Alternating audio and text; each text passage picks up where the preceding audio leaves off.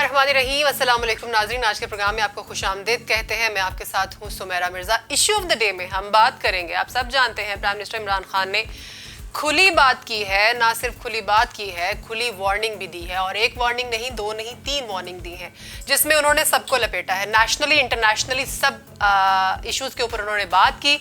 उन्होंने कहा है जी कि अदम एतमाद का सामना करने के लिए मैं बिल्कुल तैयार हूँ, और अगर ऑपोजिशन नाकाम होती है तो उसके बाद जो मैं उनके साथ करूंगा वो भी ये लोग याद रखेंगे। इसके अलावा फिर उन्होंने बात की, उन्होंने पुराना ज़माना याद दिलाया जब नवाज शरीफ के दौर में ड्रोन हमले हुआ करते थे पाकिस्तान पे। उन्होंने कहा कि अगर मेरे दौर में ऐसा होगा तो मैं पाक फ़ज़ाइया को ऑर्डर देके उन्हें गिरा दूंगा।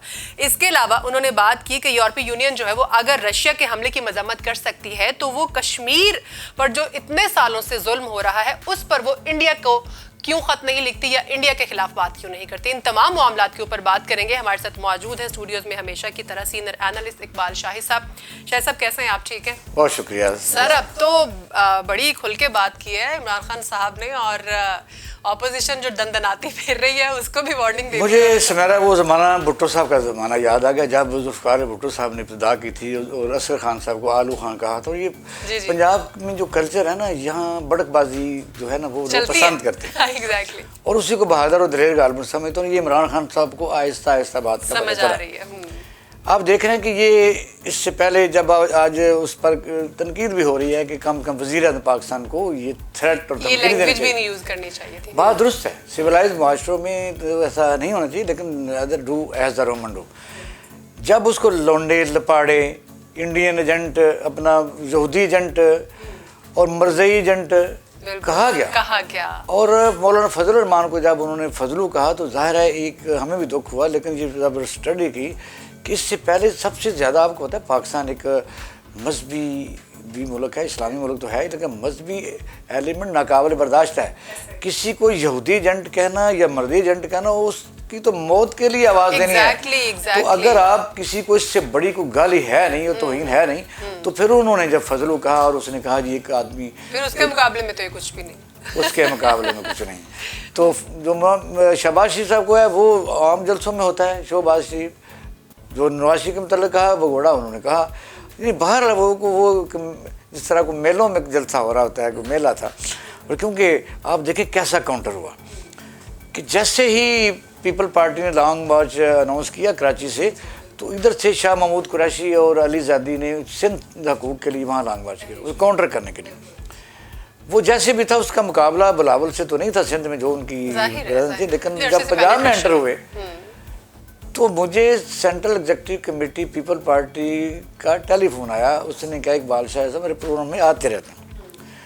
उन्होंने कहा यार लाहौर ने हमें मायूस किया, और बिलावल भुट्टो जरदारी साहब जो 1.5 करोड़ का ये शहर है उसमें उस तरह की फॉलोइंग नहीं ले सके। ये एक कुछ लोग कहते हैं। ये तो ऑब्वियस बात है ना इकबाल साहब, इतने अरसे से पीपल्स पार्टी यहाँ अपनी साख खो चुकी है, अब इतनी जल्दी थोड़ी बहाल होगी। यहाँ ये नुकता है कि मसलन जब जरदारी साहब मियाँ शहबाज शरीफ साहब को मिल रहे थे कि हमें वेलकम करो, हम इस हुकूमत को गिराने जा रहे हैं, तो जब मुस्लिम लीग नून की नुमाइंदगी इतनी कम है, यानी उसको वेलकम नहीं किया गया लॉन्ग मार्च को, ये बहुत बड़ा नुकता है। ये तो ऑपोजिशन इकट्ठी थी, अकेली पीपल्स पार्टी थोड़ी थी।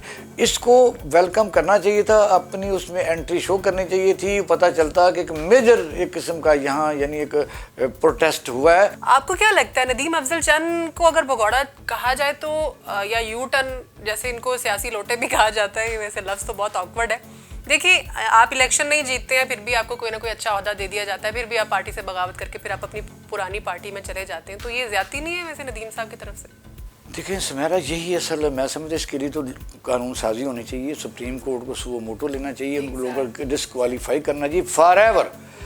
यहाँ तो ये भी होता है कि 2-3 साल मतलब MQM है, मुस्लिम लीग काफ है या और इंडिपेंडेंट MNAs हैं, वो हुकूमत के साथ जुड़े रहते हैं, बेनिफिट्स लेते रहते हैं। जैसे लास्ट एक अगला आखिरी साल आता है तो वो फिर वहाँ से निकल जाते हैं। ये इससे ज़्यादा तौहीन किया। आपको लगता है कि कुछ और लोग भी पीपल्स पार्टी में शामिल होंगे, वापसी होगी उनकी? देखें बात यह है कि जो नदीम अफजल चंद को मैं जानता हूँ इत्तफाकन, जिस वक्त बिलावल भुट्टो जरदारी साहब उनके घर में बैठे थे, मेरी उसी वक्त टेलीफोन पर उनसे बात हुई। वो असल में तो प्रो पीपल पार्टी हैं, नस्ल दर नस्ल। एक दौर आया था कि इनके वालिद साहब मुस्लिम लीग नून में आ गए थे, वो MP थे, वो भी बड़े अच्छे आदमी थे, इनके अपने इलाके में फॉलोइंग है। PTI का कल्चर अलग है। अच्छा, उनका ये था कि डेरे आबाद रहे हैं, लोगों के काम होते रहे। अब इमरान खान साहब जो हैं उनको मिलना भी मुश्किल है, वहाँ उनको एडवाइज़र या स्पोक्समैन बनाया गया है, तो वो चाहते थे कि भी मेरी उस तरह की रहे, लेकिन यहाँ ज़रा कल्चर अलग है। अच्छा, ऑपोजिशन अब कह रही है कि जी हमारे तो अदम एतमाद के लिए नंबर्स पूरे हैं। How can they say that? कैसे? देखो जी, नंबर तो जो उन्होंने कहा है, कुछ लोग कहते हैं नंबर पूरे नहीं है, उससे भी ज़्यादा है। तो आप फिर अपने नंबर पूरे हैं तो आप टेबल करें, अपनी नो कॉन्फिडेंस टेबल करें।